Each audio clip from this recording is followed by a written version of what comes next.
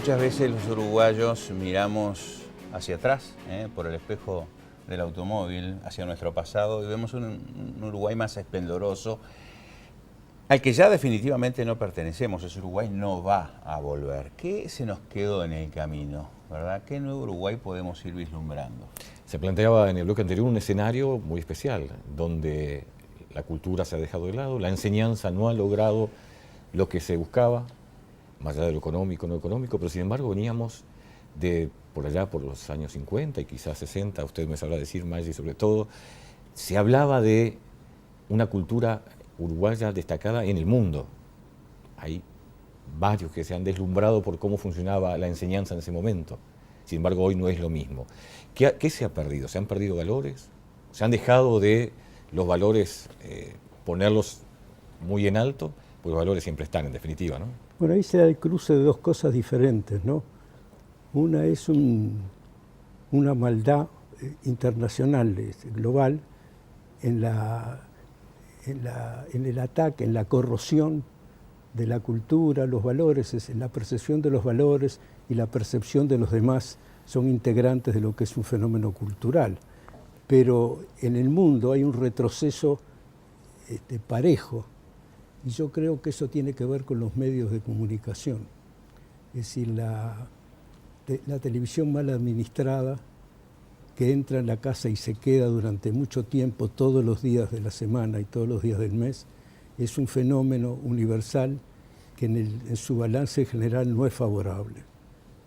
Cantidad de cosas que implican escuela de lo negativo, de lo violento, de lo animal y no de lo humano, se deben a una transmisión del conocimiento que no es la debida. La contrafigura de eso es Internet, que es formativa desde el punto de vista cultural, que refina a la gente, que trata de llevarla, da eso, ofrece un servicio gratuito, absolutamente remunerado, bien, para el que consume tiempo en andar autonavegando por la Internet. Lo que no sucede en los medios de comunicación como la televisión, que no es formativo, ¿no? Sí, bueno, ahí quizás podemos tener algunos puntos divergentes, ¿no? de opinión. No voy a pensar que estén de acuerdo. No, pero no es por defender la televisión. Creo que uno, como profesional de los medios de comunicación, debe ser muy crítico respecto de lo que son los medios, si dan o no dan buenas o malas cosas. Todos tienen su Tinelli, ¿no? Por ejemplo, todos los países tienen su Tinelli, hay muchas cosas negativas. La ventaja de Internet es la libertad que uno tiene para poder ver lo que uno quiere.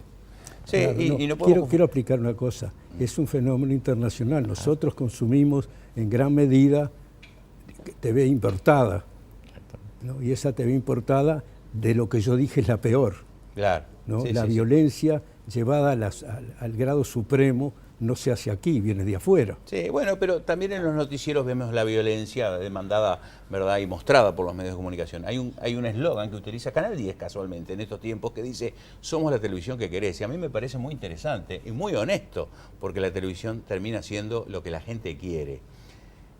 Fay, ¿opina eso? Es complicado porque son temas muy generales que son difíciles de abordar en pocos minutos, pero yo no estoy del todo afiliado a la idea según la cual todo pasado fue mejor o había una época en donde todo era mejor que hoy en día. O sea, no creo en ese discurso en el que se va cayendo todo. Hay cosas que están mejor y cosas que están peor que antes. Dentro de las cosas que están mejor voy a poner una, y que no es solamente con relación al Uruguay, pero que abarca también al Uruguay. Durante muchas décadas en este país hubo violencia doméstica y nadie decía nada. Nadie decía absolutamente nada. Y eran víctimas solitarias, en particular las mujeres, que sufrían de eso cotidianamente, y era un calvario vivir en el Uruguay, en algunas zonas, por supuesto, como todo, no en todas partes, ¿no? Y eso ahora se ha verbalizado, se ha dicho, se denuncia, hay una reacción que está muy buena en ese sentido. Entonces, está bien. Hay puntos que funcionan bien. Ahora hay otras que no, que evidentemente estamos peor que antes. Lo decía Carlos, el tema de la convivencia colectiva, ciudadana, lo que pasó hace unos días en Santa Catalina, qué sé yo, hay un montón de ejemplos en un sentido en donde lo que falla es algo que antes Uruguay era muy exitoso en el proceso de integración vertical de la sociedad, de las distintas clases sociales. Me gusta hablar metafóricamente de la desgracia del pulmón de la Olímpica. La Olímpica era esa tribuna, esa tribuna donde todo el mundo iba, en general de clase media, y que no había problema que fuera de Peñarol, de Nacional, lo que fuera, te encontrabas en la Olímpica y bueno, se respetaba esa variedad de opiniones en la misma tribuna. Tener un pulmón en la Olímpica implica que no somos capaces como sociedad de clase media de respetar esas opiniones sin terminar a los golpes de puño. Es como una especie de metáfora de algo mucho más contundente y grave, que es la tolerancia, la convivencia colectiva, que yo creo que está muy atado, como dice don Carlos, a un tema de educación. Y hay un tema de valores, en el sentido de lo que ustedes mencionaban más temprano, que hacen a la cuestión más civilizatoria, que el Uruguay la tenía y mucho. El Uruguay era un gran país a mediados del siglo XX, comparado con Latinoamérica. En Latinoamérica vivían de golpe de Estado en golpe de Estado y nosotros éramos una democracia formidable. Sólida, claro. Por poner una dimensión, ¿no? Nosotros tuvimos mejor Producto Bruto per cápita que Italia hasta 1962, después del 45, por decir otro ejemplo. Ahora, ¿se puede focalizar el comienzo de esta pérdida que lleva a tener una enseñanza como la que tenemos hoy, donde en el país más del 40% de aquellos que están entre primero y tercero liceo repiten?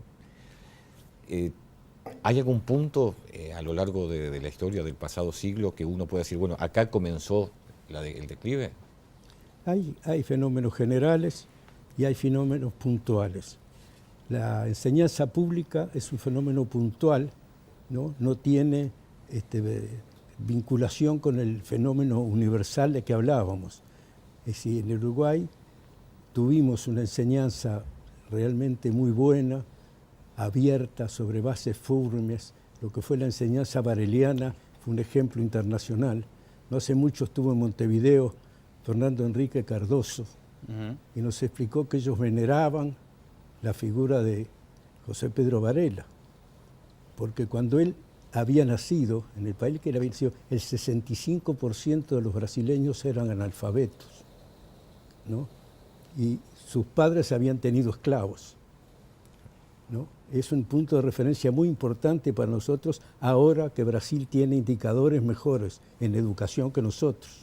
O sea que acá ha pasado una catástrofe, es un hecho concreto y nacional, y un hecho además que corresponde a un fenómeno en sí mismo muy nimio. Se trata de un servicio público que no se presta como corresponde y que no tiene una corrección desde el punto de vista del gobierno porque no han encontrado manera de dominarlo.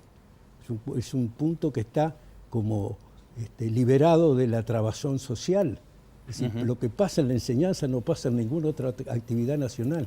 Es el peor servicio y el más necesario y el más importante para una democracia, que hace sus ciudadanos bien o funciona mal. Ahora, no aparece un José Pedro Varela, no aparece una idea, o sí la aparece, porque la educación también es un instrumento para muchas cosas, Fay. Yo creo que hay ideas, yo creo que hay mucha gente que se ha puesto de acuerdo y que sabe para qué rumbo hay que tomar. Lo que pasa es que hay gente que no está de acuerdo con eso.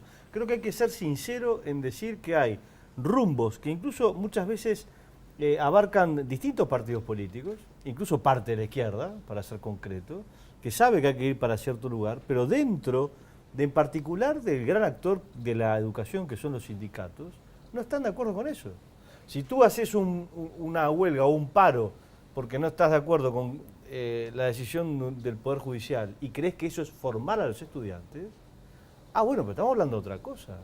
Es decir, la educación tiene que dar herramientas para la formación cívica y para poder trabajar y salir adelante, y tener un salario digno y poder progresar en la vida. Para eso vinieron nuestros abuelos al Uruguay, a progresar. A América en general, esa era la gran esperanza de América.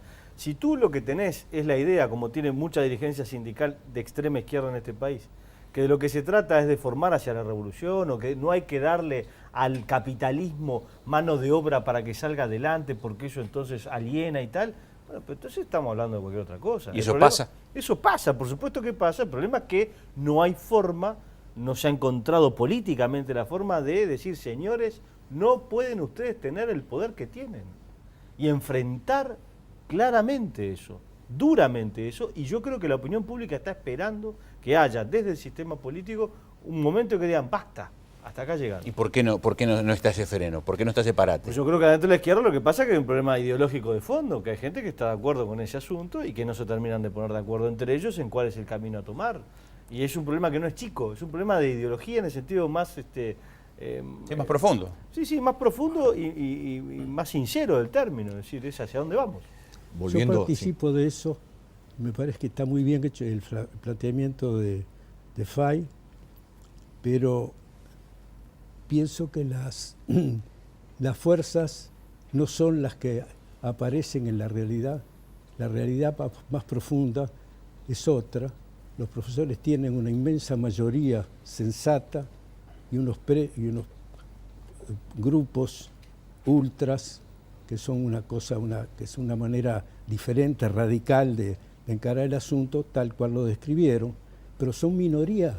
Cuando se reúnen las asambleas importantes, los que están buscando y diciendo que lo peor no es lo peor, que lo peor es bueno porque se hace eso para cambiar la realidad y llegar a una realidad maravillosa donde todo es divino y todos viven muy bien, lograr el paraíso de la izquierda ultra, ¿no? Cuando se viene la verdad, la hora de la verdad, las asambleas de profesores barren eso y son mayoría absoluta.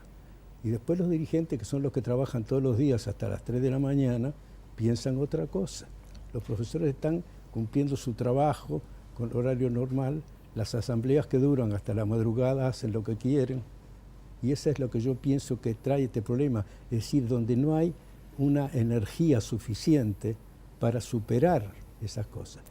Porque si no fuera así, nosotros no tendríamos ninguna esperanza, porque una reforma educativa solo se puede hacer contando con los profesores que se tienen.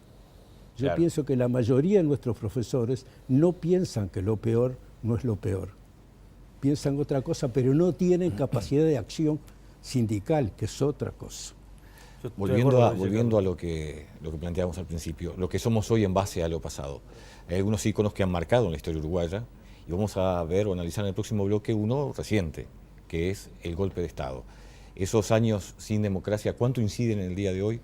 ¿Cuánto inciden en esta clase de cosas que estamos hablando? ¿Y cuánto incide en la clase de sociedad que tenemos? Hacemos la pausa y ya volvemos y seguimos dialogando sobre este tema.